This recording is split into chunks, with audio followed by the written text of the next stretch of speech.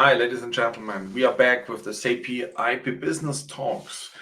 We are live, and that means for you, just for the ones who are not familiar with our format, we are live on LinkedIn. So that means you can ask questions or come in with comments, and I will see that here in the studio.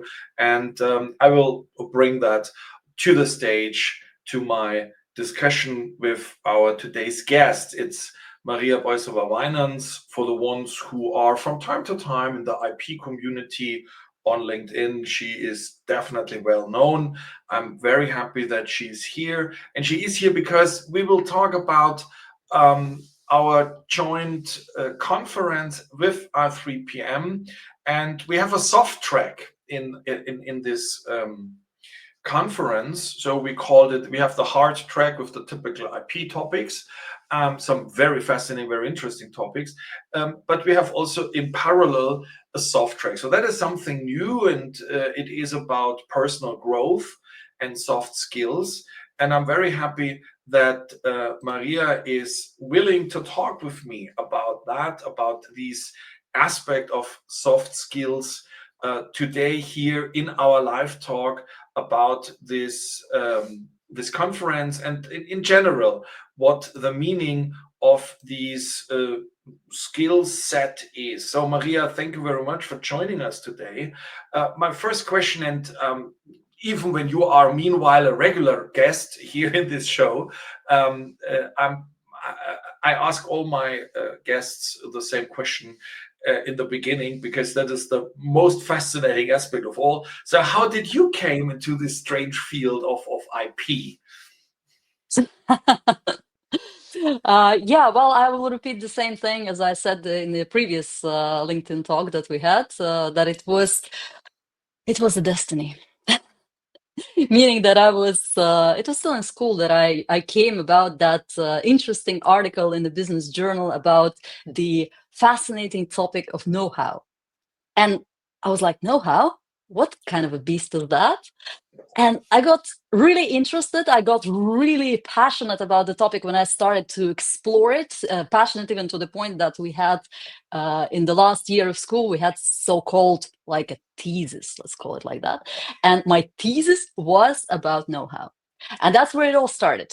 The rest is basically history, because I started in IP immediately. So it was my when I did my summer practice, I did it in the IP law firm, and then I went into the law faculty, and then I stayed with the law firm. So it was meant to be, and that's the love that never passes. There's been some in between things, meaning that I went into the business. I have a business degree as well, so I went to the business school basically to expand my horizons. And here we tie back to the topic of our today's conversation, because in order to be a good IP professional, I'm convinced that you also have to understand actually the business, because the business is that's the one you're serving, and you have to understand what does it breathe and what does it live in. So in this sense, but IP has always been there, and IP is that's already for more than 20 years that I am in the field. And I guess I will stay here for quite some more years to go.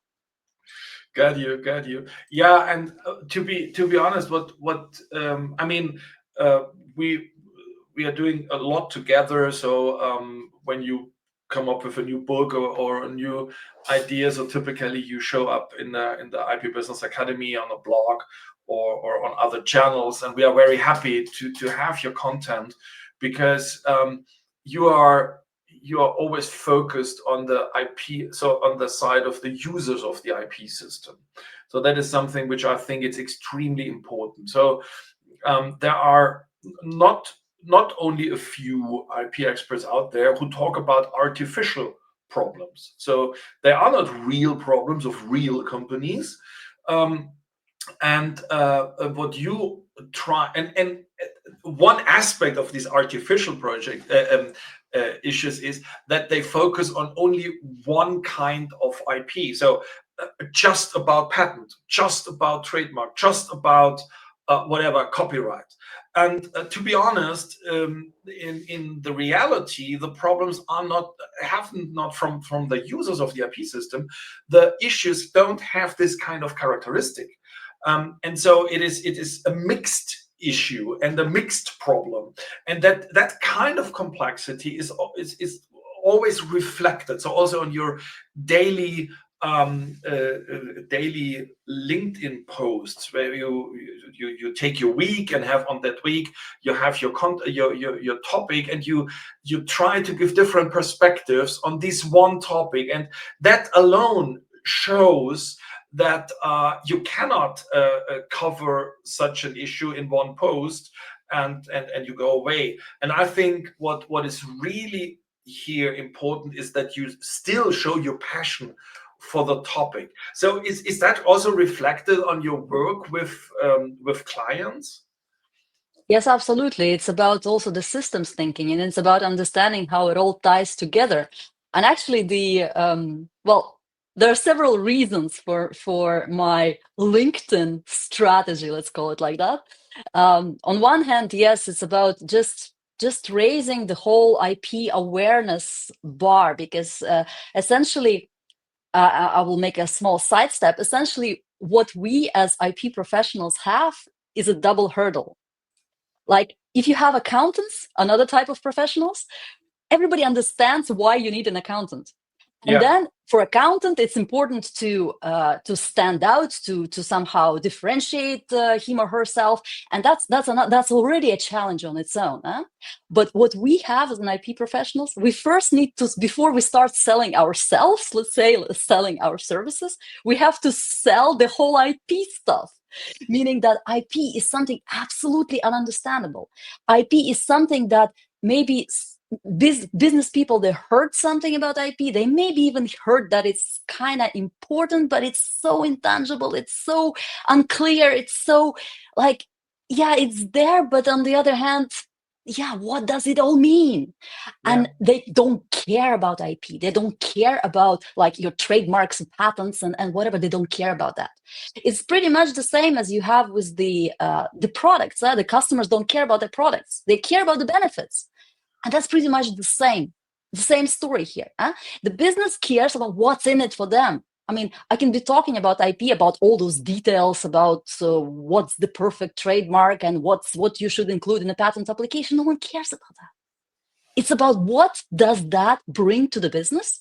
And there's also another aspect, because we are talking to humans. You're not talking to businesses as legal entities. You're talking to people within those business entities, and those people, they have to understand what's in it for them. And sometimes it's about certain motivations, the people motivations, like what will it bring to them. And it's all those aspects. That's where we're talking about soft skills. It's the soft skills is the hardest thing. Soft skills, they matter, because soft skills, like I commented actually on the post today, that soft skills, they flip the mute button, so they actually make you get to those decision makers, because you have to be able to understand what they're breathing with. You have to be able to talk the same language as they're talking. And there's no point of trying to overwhelm them by using some sort of a legalese or like those clever terms that we lawyers sometimes drop. There's no point. If they don't understand you, they don't trust you. If they don't understand you, they don't trust you. If they don't trust you, they're not going to work with you. And well, you have to make it understandable. That's the part of the game. And yes, it doesn't give you as an IP professional, it doesn't give you immediate value, meaning that if you spend your time on raising the IP awareness, I mean, you don't immediately get anything out of it. But there's so much benefits to actually doing that. And I do consider this part of the job. I just would to jump in, because it's too complex for me as an old guy. It's too much information. So I try to separate the different aspects. Okay. So first you Go said ahead.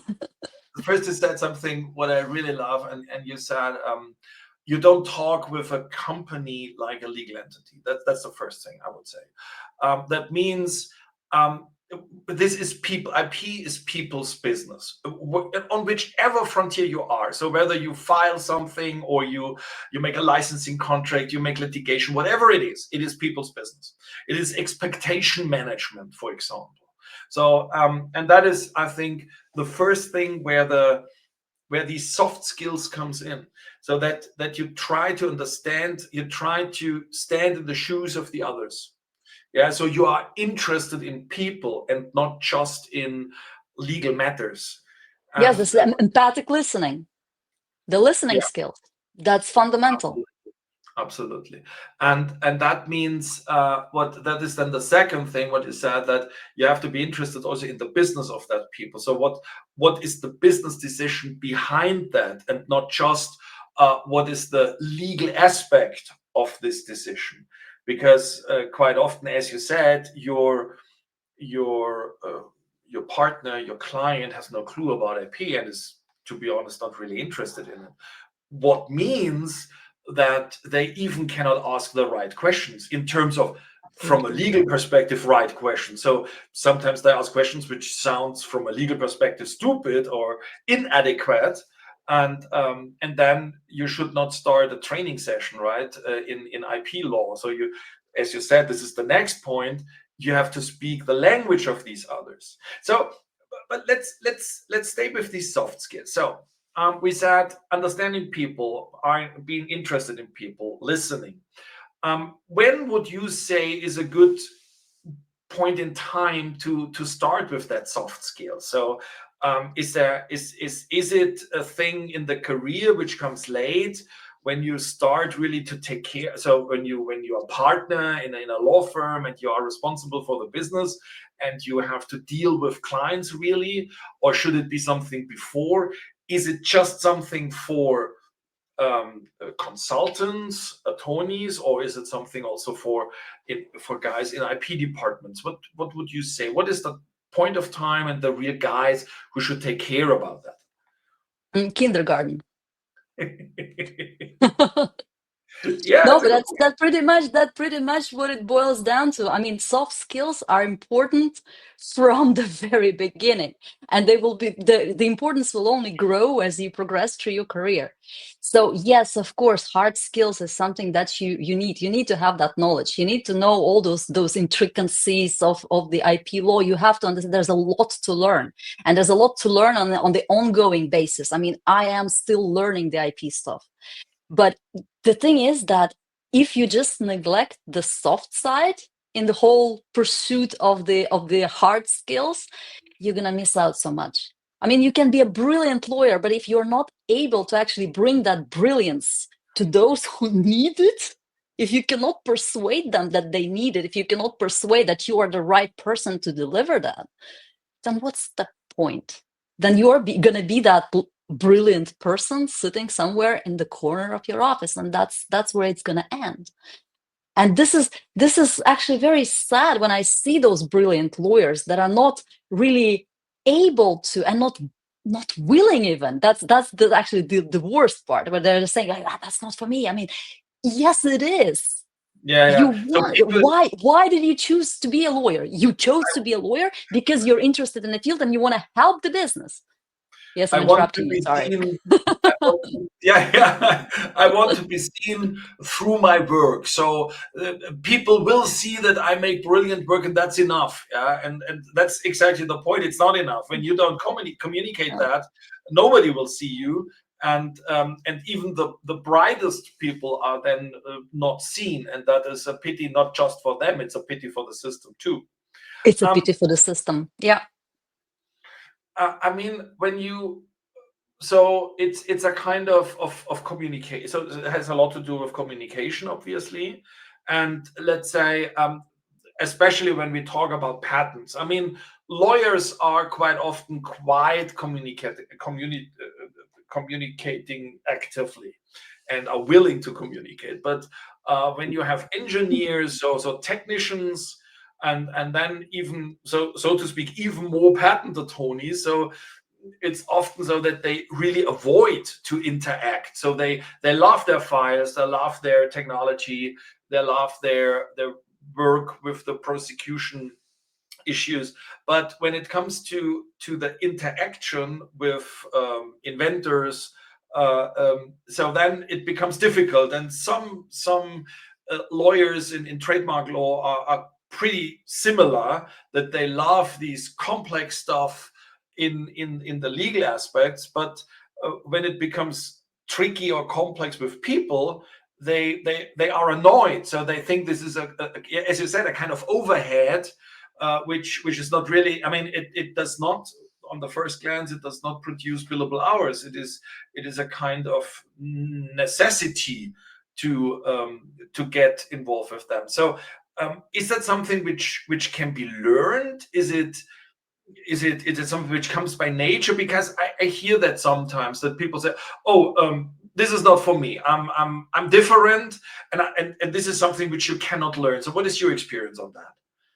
You can absolutely learn anything if you are determined to do that. The problem that I see here is the fact that people are just talking different languages. That's it. I mean, even those very talkative lawyers, they're frequently talking, they're very talkative lawyerish. And then what you have, you people are not listening. And yes, the other lawyers will be listening because they will be interested and because they understand the lingo. But you have to adapt your voice and your language to the audience that you're talking to. And you have to be able to understand the language that this audience actually understands, and you have to be able to speak that language.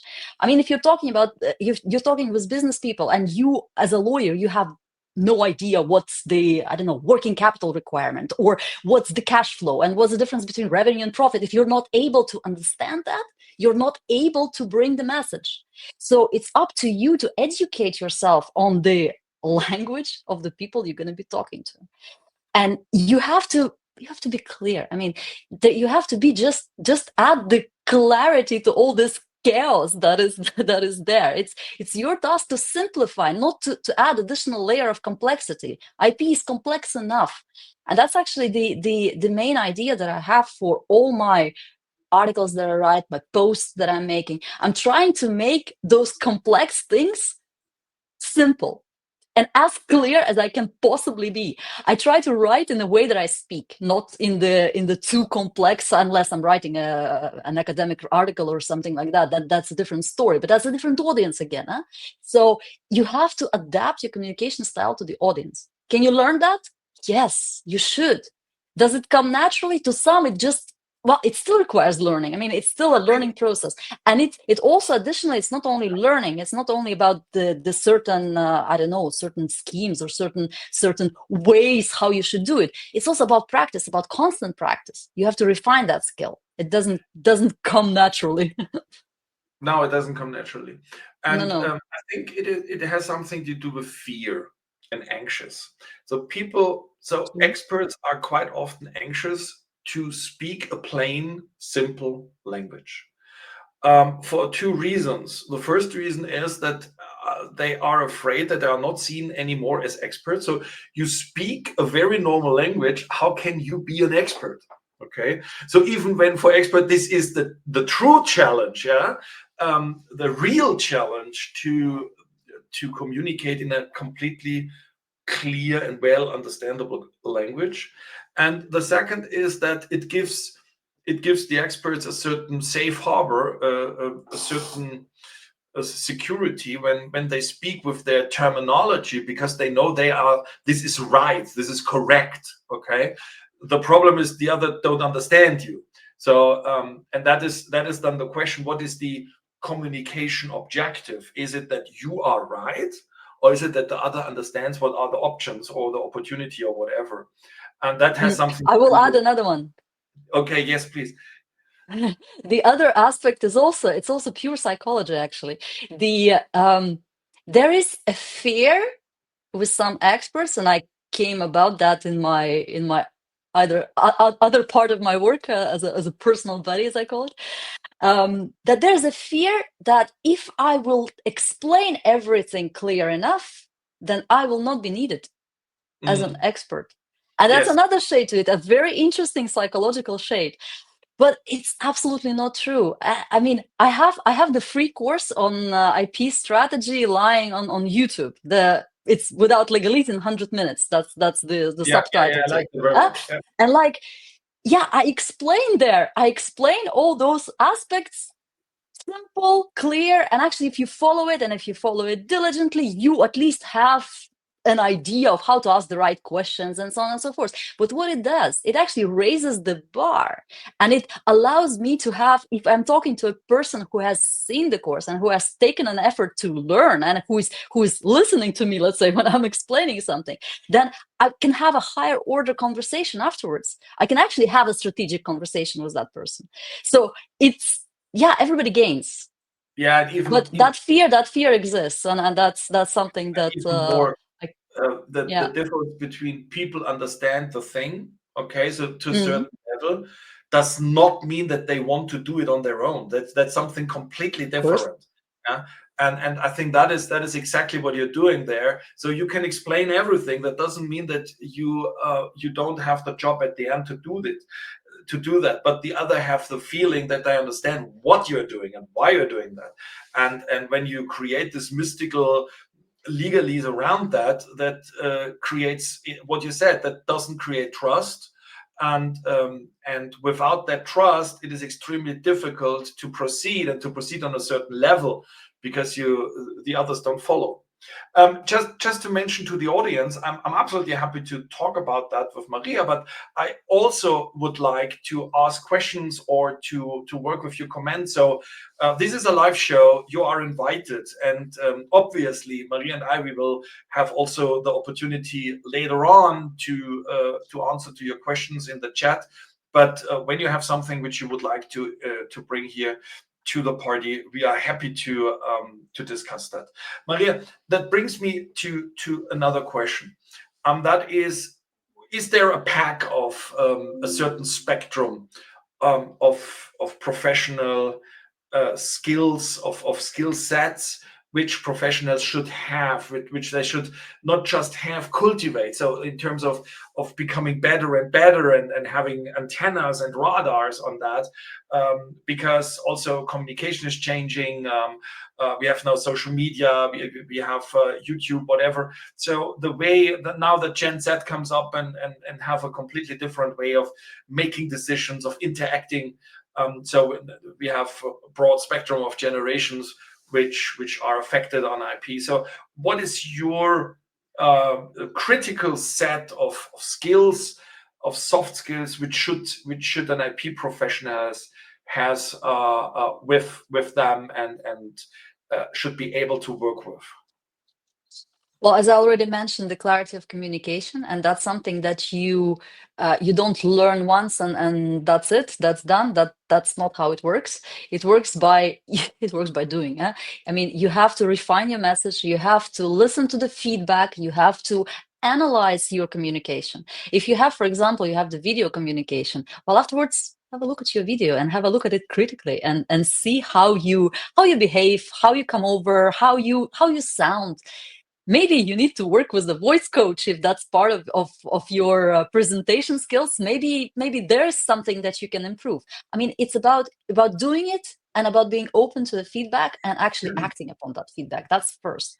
And clarity of communication is also when you try to coin your message, that also forces your brain to coin the message and to be clear about that message. And that's very important. That's very important for your own personal branding, and that's also very important for your work as a lawyer. Another thing is, of course, the when you engage in negotiations. So negotiation skills as such, well, it's a standalone discipline, and there's a lot to learn there.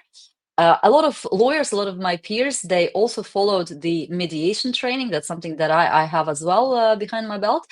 Mediation is an amazing discipline in that sense, because it allows you to focus on what's underneath. So like the interest underneath positions. And this is about the ability to reframe. It's about the ability to listen, because after all, listening skills, it's like cornerstone. You have to be able to ask the right questions, and you have to listen, and then the rest you build upon it. And being that openness to feedback, that's super important. Okay, okay. And what is with, let's say, leadership, for example, teamwork? So I have the experience that some lawyers and attorneys have really difficulties to work in teams. So they are solopreneurs, so to speak, for their lifetime. And when things become more complex, so then or you work with company with a company and the client, there is not that one person, there is a team, and you have to work with them, that this becomes very difficult for them. How do you see that part of interaction? Well, I understand that in a sense that yeah, you have different psychological profiles also. You have people who are very good at working in teams and who actually cannot see themselves working alone, and you have the completely opposite profile, people who are perfect in working alone, who are very focused and who are able to actually figure everything out on their own without interferences from the team. And I've been in both positions. I mean, I worked alone. I worked as a part of a team. I worked as a part of a temporary team as well, where I was coming into an existing team for a fixed amount of time when I was working for example, inside the company. I would come in as an outsider, but within a team, and we would stay. We would know that we would stay in that team for a amount of time, which is a different team dynamic. So there is, of course, if you have an opportunity as a lawyer to follow some sort of a training on the team dynamic, that's going to give you a lot of value. Mhm. Absolutely. And that's something to learn. But then again, you have to see if that fits. After all, it has to fit your style of working, and it has to fit your also your preference and your psychological profile, essentially. Mhm. Leadership, yes, yes. Again, not everybody is a leader, and leadership skills are very important. uh, and some of the package you can learn. Again, if you have an opportunity to follow the leadership training, go for it. Absolutely, go for it. You will get a lot from it, even if you're never going to be, let's say, if you're never going to be leading a team or leading a company. It doesn't matter. You will internalize those skills, and they will serve you in your work, in the way how you communicate, in the way how you work, in the way how you deal with whatever comes your way. So it's Yeah, those are very important. and how you deal with other people leadership. Okay, so at the end, Yes. it's not necessary that you are the leader, but anyhow, anybody is the leader, and it makes absolutely sense to understand what's going on here. And Yeah. yeah, and what are the contingency factors and the situational leadership by Hershey, and that kind of better understanding what's going on. I mean, I have Tuesday, tomorrow and Friday, we have the leadership module in the MEPLM. MIPLM. And so MIPLM is designed amazingly in this sense, because well, I have I followed it, so I know it. It's a deep in the topic yeah. right now.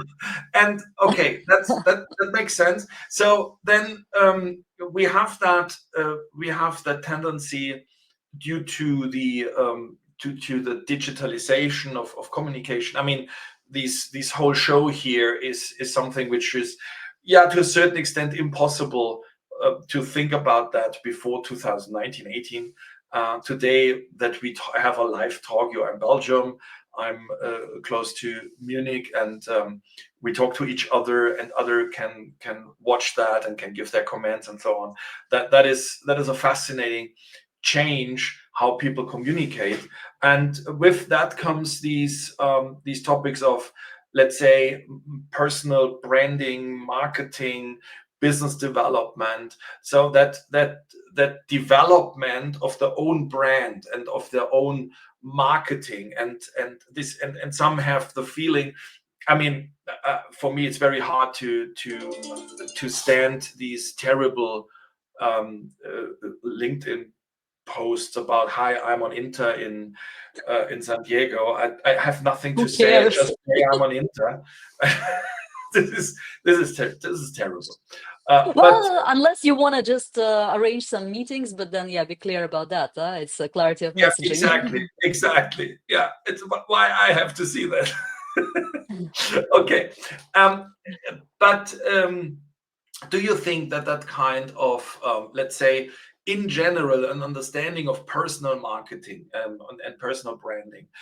Is that something which is mission critical today for a career and for also reasonable work with clients? I guess absolutely, and that's absolutely mission critical for any professional.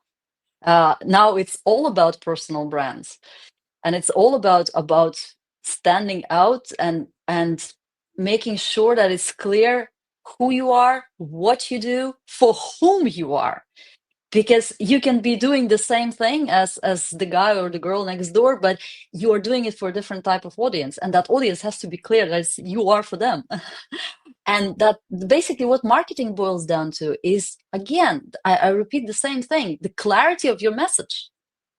If your message is clear, if it's targeting the audience that you intend to target, if you're speaking with that audience in the language that audience understands, and if you're clear about the value that you're going to deliver to that audience, I mean, that's marketing.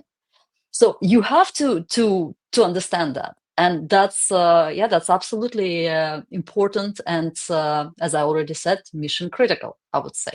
Yeah, what I really like is that I mean, for many people out there, especially for experts, for IP experts, they often have. So what I'm hearing quite often is that, Naya, look, Alex, so marketing is not my thing, because that means saying about myself, and it's just, That's boasting, that's bragging, that's a different thing. yes, of course. I mean, and what you say is that marketing starts with the question, what is your message? And what is really your service, and for whom? And that is the opposite of, hi, I'm an IP expert. I'm working for everybody about everything. So I just Mm. I just want to make billable hours. So that's not the point. And that's the opposite. Marketing means I take care for my clients, for a certain target group, for a certain topic. So when you write a book about IP issues for content creators, let's say, yeah, so then you don't come from your own position in terms of, I am a lawyer for this or that. You say, my starting point is a certain profession, content creator, and a very complex issue, IP issues about content creator. And now you start to describe that. And this is content marketing, because obviously you show to these guys that you are there and you are willing to explain that. And at the same time, it makes your message clear that there are issues which should be clarified. And I think that is a wonderful example for that kind of personal branding and marketing, that it is a very, very positive thing for the system, for the users of the IP system. And it has nothing to do with, hi, I'm on Inter and I'm drinking a martini. This is the opposite. So what is your experience with that? Does that work? So does then the content creators come to you, talk with you? Is that helping for the business? Yeah, obviously. Yes.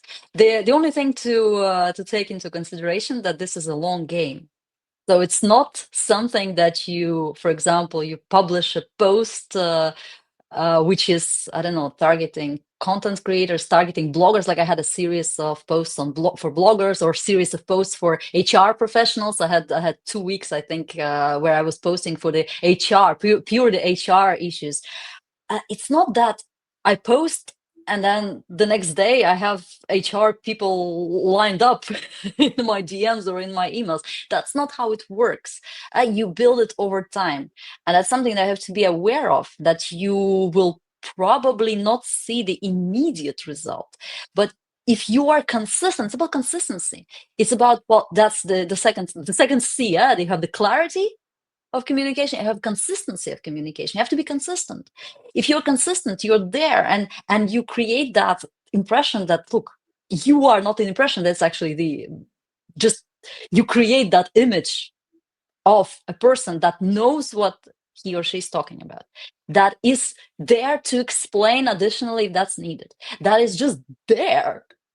Well, you're going to be the person that those people will then come to. Yeah, That's just how it works. absolutely. And I mean, And this is that's also exactly my experience. That's how it works in my own business. what you say is, I mean, I think it's in so far fascinating as digital communication and in presence communication is not different. So when I see a guy on different conferences, and every time when I see that guy, this guy's talking about a completely different topic and calls that himself or herself as an expert for that. I mean, what should I think? I think, okay, these guys competent for everybody, so that for everything, so that means for nothing.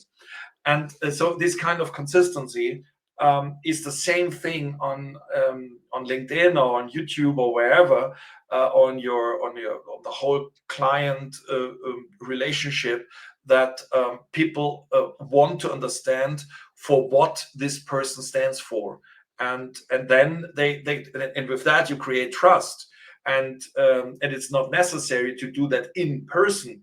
It is simply necessary to be over longer times, let's say a year or 2 year, to be consistent in the message. And that is something completely different from convincing somebody on a conference that I'm the expert for whatever. So we won't make a deal now. So it will take time, and you will check me, you will check my digital footprint, you will check my background, who I am, and what I'm talking about. And when this is not consistent, you have a problem as an expert, obviously. Yeah, integrity, that's another very important aspect. If there is no integrity, then, well, you can have the marketing fluff around, but people will see through. It's not something that you can fake. It's something fundamental that you just have to have. So how can we? So after we agree, and that was not a, it's not a miracle that we agree on that point. After we agree on that the soft skill really matters for IP experts, that there is a set of skills that has to be developed and cultivated. So how can you develop that? What is your recommendation? And coming to the conference, so what is your part there? What will you do there? For the I3PM, I'm going to bring the two messages, one in the hard skills and one in the soft skills. In the hard skills, I'm going to be talking about the app protection, and more specifically about the trademarks. In the soft skill part, that's actually a fascinating topic, because I will be talking about the psychology of IP. So about the biases that decision makers have, because they do have biases. We're all people, and there is a whole list of them, and those biases You wrote a affect book our about that, decisions. right? Yes, I wrote a book about that, exactly, and that's actually kind of funny. And with this a small intermezzo, because when I was writing the book, The Psychology of IP, I had a look what exists, and I found a book, IP Psychology, and I was like, oh, that's interesting. And then I have a look, it's infection prevention psychology. So that comes back to the topic of clarity of message. If you say IP, you just assume that everybody understands what IP is. Yeah. But that's not true. Somebody will understand it as infection prevention. Someone will understand it as, I Internet also had that protocol. situation. Internet protocol. No, that I have another one. I have the one where the lawyers, I was talking to a lawyer, and I said IP, and the lawyer perceived IP as insolvency practitioner. How about that one? Also good. I mean, you start with the basics. People don't have even the understanding of the basics, and it's your task to make sure they do. And this is also something that I'm going to be talking about in the at the conference. I'm going to be talking about how to do it.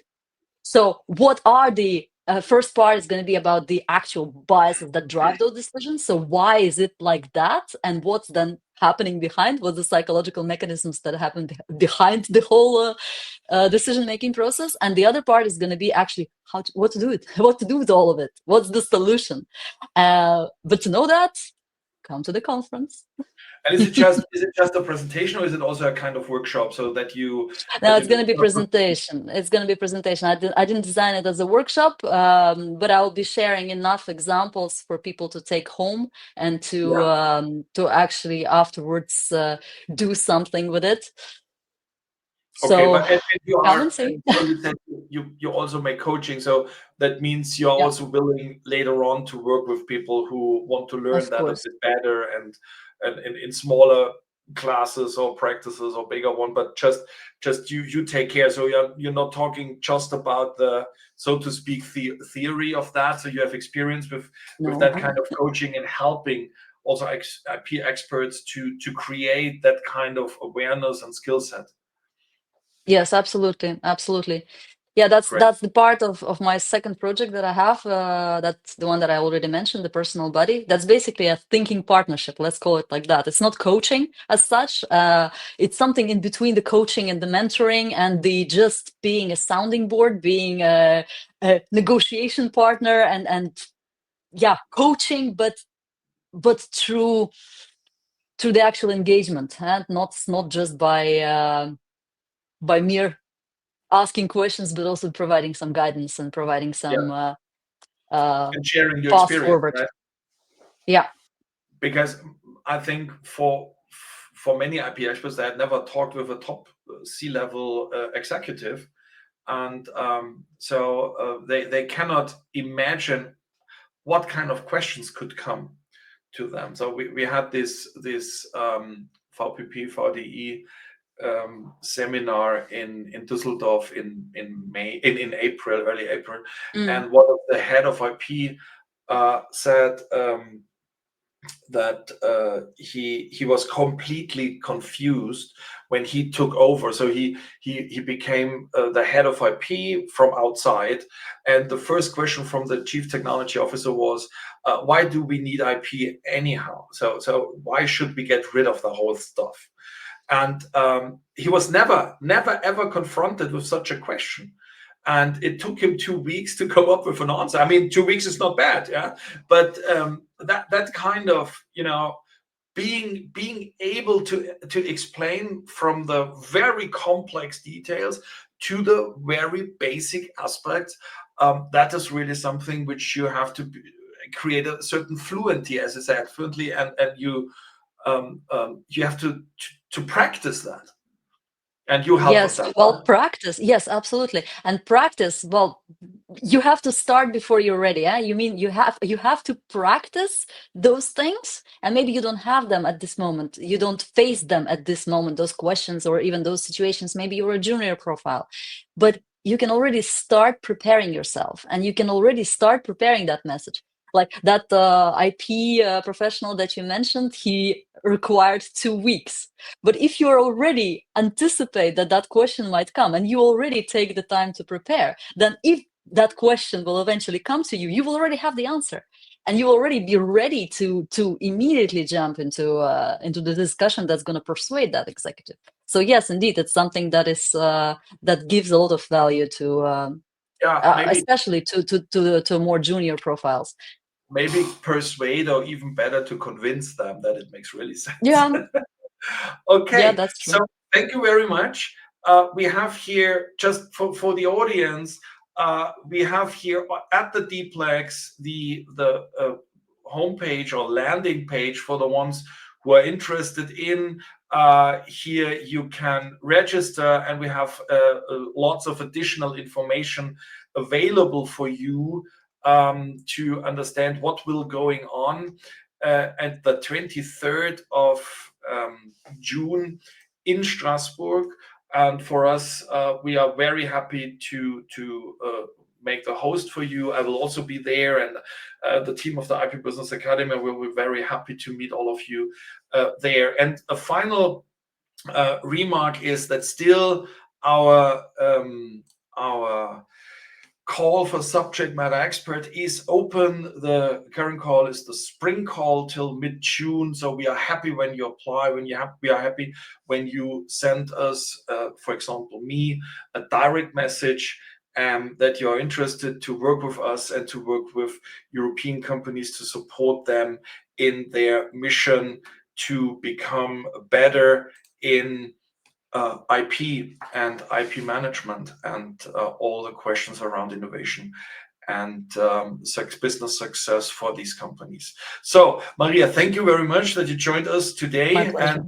I'm very happy that it's not the last time. And we will see on 23rd of June in Strasbourg. I'm very happy to meet you there, and thank you very much for joining us. Bye bye. Bye bye.